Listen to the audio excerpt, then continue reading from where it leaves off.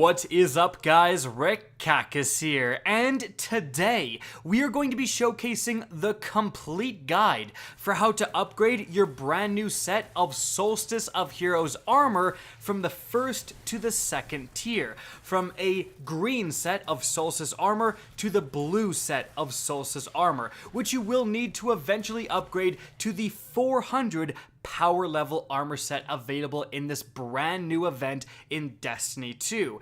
And because I've actually done this, and I'm not just looking at the uncompleted objectives, filling this guide with a bunch of guesswork, we're going to be talking about a ton of tips and time-saving things to make your journey through this process as easy as possible. So let's get started right at the top. So once you log on after you've downloaded the Solstice of Heroes hotfix, you'll be prompted to go to the tower. Once you do so, you simply go and interact with the big Solstice of Heroes statue in the very center of the tower. It's hard to miss. Once you do, you're actually going to be transported to kind of a new social space. You will actually see other players around here, but it's located in a new area of the last city. Actually a really nice looking area, but you're not going to spend a lot of time here because you're going to talk to Ikora and she's going to teleport you right back. Essentially, she's going to give you the quest to do the very first mission in Destiny 2, the Homecoming mission, Redux version, and these 5 Redux missions will be played quite a few times before this event is over. So once you complete this mission, then you're going to be sent back to the tower and you're going to be awarded with this green armor set.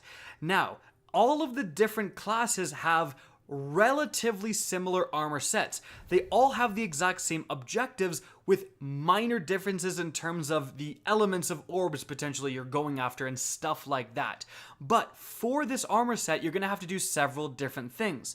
Something that you're going to have to do regardless is that you have to complete all 5 of the revamped story missions, and you select them from the tower. You go to the corresponding statue for that mission, select it, start it, and just do it. Once you do that, you will get that tick checked off for that particular set of armor. Because there's 5 pieces of armor with helmet, gauntlets, chest piece, legs, and then class armor, you're going to have to do 1 different Redux mission for each of your different pieces of armor.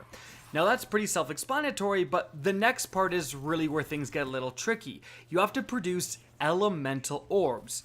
What the heck are those? Well, they're a new thing added for the Solstice of Heroes event, and essentially, when you kill an enemy with an elemental damage type, and there's going to be some exceptions that we'll talk about, but that enemy can now produce these Elemental Orbs. So, if you're playing the Titan and you're on the Sunbreaker Titan and you throw a solar grenade and you kill some enemies with that, they may indeed die and produce some solar elemental orbs, and they'll be red. They're quite noticeable. Well, technically orange, but in any event, once you go and pick it up, once you go and collect it, you will actually get a damage bonus depending on what day it is. In fact, once you collect one of these elemental orbs, go into your inventory, quickly press start or whatever, and you'll actually see a buff beside your character depending on, again, which day it is. So today, when I'm making this video, it's a day of solar.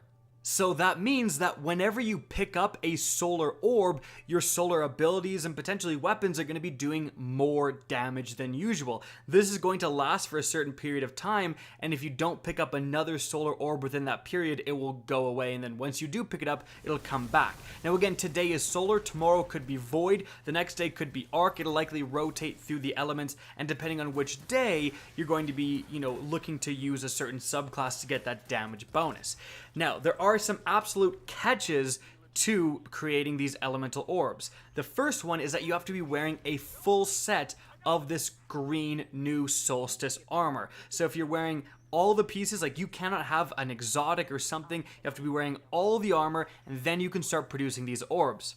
Additionally, it does matter what subclass you're using, and it does matter what weapons you're using. So if you want solar orbs, if you're going after those, you want to be using a solar subclass and solar weapons. In fact, you can split the difference, and I've seen someone who's using a void subclass shoot something with a solar sniper and produce a solar orb. So again, weapons do matter in the equation.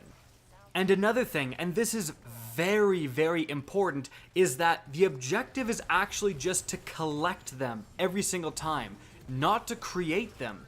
So once you shoot an enemy and it produces a solar orb, you're still going to be at 0%. You will not have gained any progress. You will gain progress once you go over to that orb and pick it up, and there'll be a very light flash on your screen that you can tell if you've picked it up. But this also means that your teammates can produce these elemental orbs for you as well. If you have someone in your party who is an Arc Strider and they go off with their super, they will likely produce Arc Orbs for you to collect. So make sure you're not actually just all using the same element as a fire team, but make sure you're actually splitting that stuff up, because you're going to need all the different elements of orbs in order to progress to the next armor set. Now, some of you may be kind of stuck and thinking that, wow, I keep producing solar orbs and I simply cannot progress in my solar orbs, out of 100%. I'm still stuck at 0%. Well, definitely take another read of your armor set.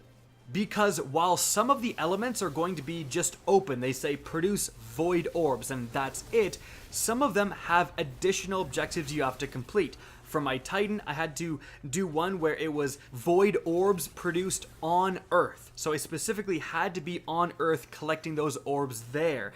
Additionally, you'll likely see one for strikes. You have to produce a certain element of orbs in strikes. So if you can't progress, that's likely why. Take another read, look at that specific objective, and then go produce those orbs there.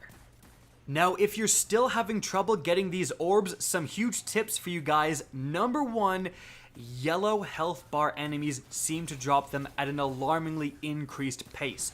So if you see a yellow health enemy, like a hobgoblin, or it doesn't matter what it is, use, your rocket launcher or your heavy or your super, whatever you can to kill that enemy. Try to kill the enemy with that particular element, and it's entirely possible that they're going to drop 2, sometimes 3 orbs at the same time. Sometimes 0, yes, but still they drop it at much higher rates than just normal red health enemies do. Now, it's very likely that you will acquire all of the different orbs you need while doing the other random objectives for these armor pieces.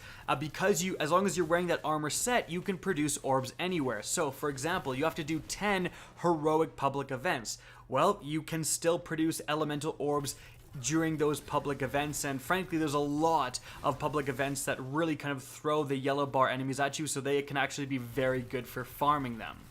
But if you specifically need more of a certain elemental orb, definitely try farming the payback mission, the one with the tank, and then just don't get in the tank. Pretty much every single enemy in that mission is yellow health, and you'll get your orbs pretty darn quickly doing that. Again, the main sticking point for most people is going to be those orbs. They can be a little bit tedious. There's a bunch of other random things you have to do. Like I said, heroic public events, you're going to have to do a meditation. You're going to have to do strikes to get certain orbs. But you're also going to have to play the Crucible. You have a helmet likely that's going to have 0 out of 10 Crucible kills, and it literally is just 10 kills. Like, you don't have to get a percentage done there, but you also have another piece of armor that requires you to get super kills in the Crucible. For this one, it is quite a lot. You're looking around 30 or 40 kills with your super in the Crucible. But a definite tip for these two pieces, because it doesn't require you to produce orbs, you do not need to be using your full set in the Crucible. As long as you have, again, your helmet on, when your helmet is the armor piece with 0 out of 10 Crucible kills, you can have all the rest of your armor something completely different, and you will still complete these Crucible kills. So it's probably best to leave, the one that's just Crucible kills on, and the one that's supers in the Crucible on, and then put on, an exotic armor piece and some legendaries and whatever to make your time in the Crucible a lot easier. And these kills do not matter in terms of the element. You can use whatever you want. And once you do that and all of your armor is complete, and by the way, you can apparently go in and hand stuff in early, so you may actually want to do that so you can start advancing on the blue gear and you're not just stuck with completed green gear. But in any event, you have completed this first step. Now, in terms of an overall strategy, what I would recommend doing is, number one, once you get your armor, do all of the different redux missions first. You're naturally going to produce a certain amount of elemental orbs and so on. Make sure you are reading your armor and look at which one, requires you to go in strikes, for example, because for me it was solar. So if I would have been running through those redux missions with a solar titan subclass, all those orbs I'm producing wouldn't count at all towards my progress of solar orbs. So make sure you're using a subclass and weapons of an orb type that you can just randomly produce. Additionally, try to make sure that your other teammates are different elements, and again, elements that support your goals. Once you're done those story missions, go on to patrols and heroic public events, and all of that stuff is relatively easy to do with this armor set, and you again should be producing enough orbs to get all of that stuff complete, and then you're just going to be left with strikes and the crucible, which you can bang out whenever you want. And so guys, that's it for the video. I hope you enjoyed and found this informative. If you did, please remember to help me out by simply rating and especially sharing this video. If you guys want to see more Destiny 2 content similar to this, don't be afraid to slap that subscribe button. And if you guys want to get in touch with me and keep up to date with the latest channel activity, the best way is to follow me on Twitter at Rekindled. That's linked in the description down below, as is my Twitch channel, which you can also follow. Again, I hope you enjoyed the video, and as always, have a good day.